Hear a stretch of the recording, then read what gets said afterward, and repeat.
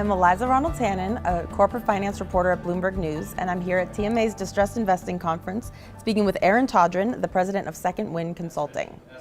We're going to talk about merchant cash advances, which is a segment of the market, a product, a phenomenon, if you want to call it, that's been increasing in frequency and in popularity, but also in sort of notoriety. So we've seen some press, including in Bloomberg, about the people who get caught having to honor these things and going to court and having all their everything taken. So can you explain to us a little bit what a merchant cash advance is and what kind of clients end up using them? Yeah, absolutely, Eliza. Thank you.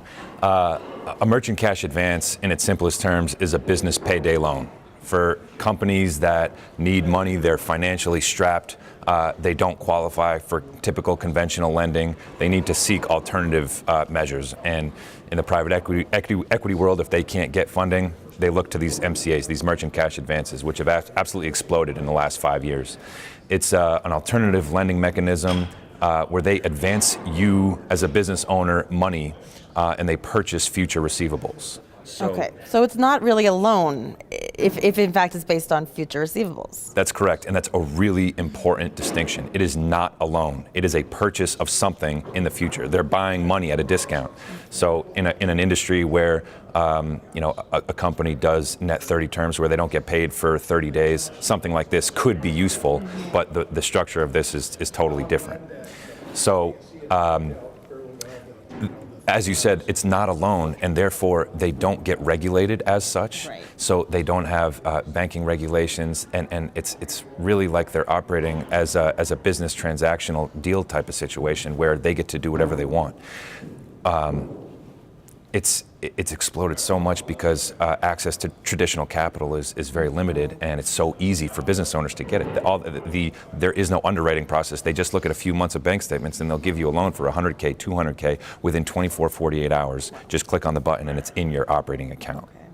So it's very dangerous because people don't understand what they are. And what are the interest rates on these? So the interest rates, when you annualize it, sometimes we've seen as high as 300, 350%, and they have access to your operating account as a business, and they take daily withdrawals to pay back that advance, and it's stifling. But they're only borrowing on how short of a term? So it depends. It's supposed to be based on how much revenue you bring in. But sometimes they last 10 months, 12 months. They're all short-term, very high yield. Okay. Can you give an example of some of the types of businesses that tend to use this? Yeah. So it used to be industries where they would extend business on credit, such as net 30 or net 45 type of industries. But now we're seeing it everywhere. We're seeing it all across the country, regardless of industry. It doesn't matter if it's manufacturing, service-based, or if it's a cash transaction where there is no credit. It is being issued everywhere to any financially strapped company in the country, regardless of region. And there is no limitation. Who's backing these companies that do the advance? I mean, where do they get all their cash in order to be able to loan? There are a few banks, small regional banks that back them, but most often we're seeing private money back these institutions, and there's no straight answer. It's a bunch of different entities. Well, tell me about what you think that people are overlooking in the MCA, fundamentals or in the language that has been leading to these really punitive COJs being enforced in court and really taking everything from whoever at the company signed a personal guarantee with regard to the advance. So as we established before, these are not loans. Right. It's an advance, and because of that, the problem is that they want to be classified as an advance so that they don't get subject to the scrutiny of the regulations and the statutes and the banking requirements, but they're acting like loans.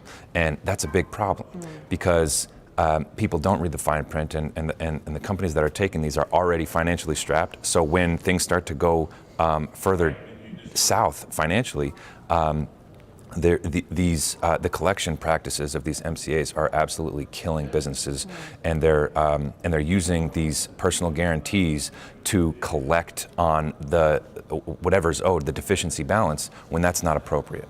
The truth is, in these documents, in order to be an advance, they have to include a personal guarantee for performance, not a personal guarantee for payment. So there's actually no requirement enshrined in any sort of document for the borrower to repay the entirety of what they received. That is 100% correct. So when you think about a conventional loan, like a mortgage or something, an individual will sign the loan documents and they'll sign a personal guarantee for payment. It's the simplest thing. Everybody understands this.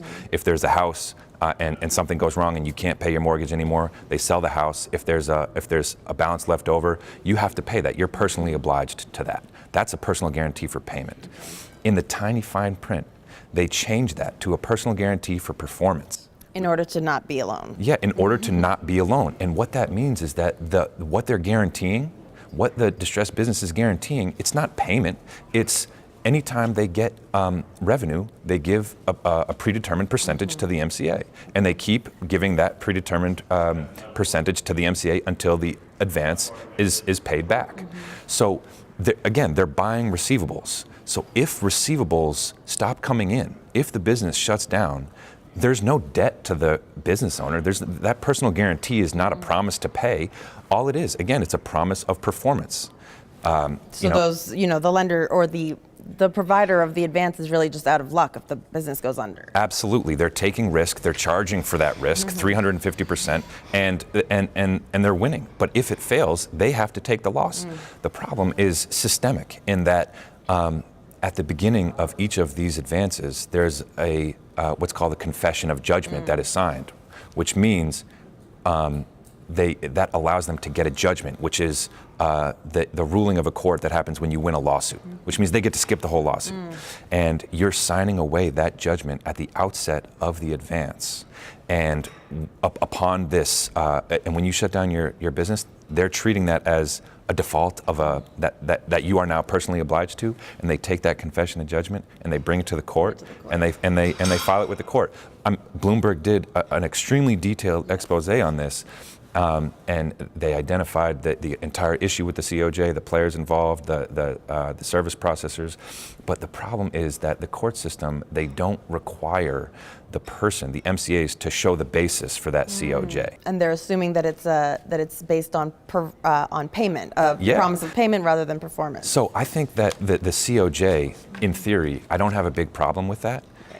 But the problem is that it's what is the basis for it, and the basis for it, they're using the basis as this make-believe personal guarantee for payment, when really that's not what the documents say, and the court system is not, or historically was not, requiring them to show the basis. Okay. So that's why they were able to do this legal sleight of hand maneuver, get those COJs. Enforce these judgments without. So is that changing? I mean, what do you think what's the remedy for this oversight? I think ultimately the remedy is legislation.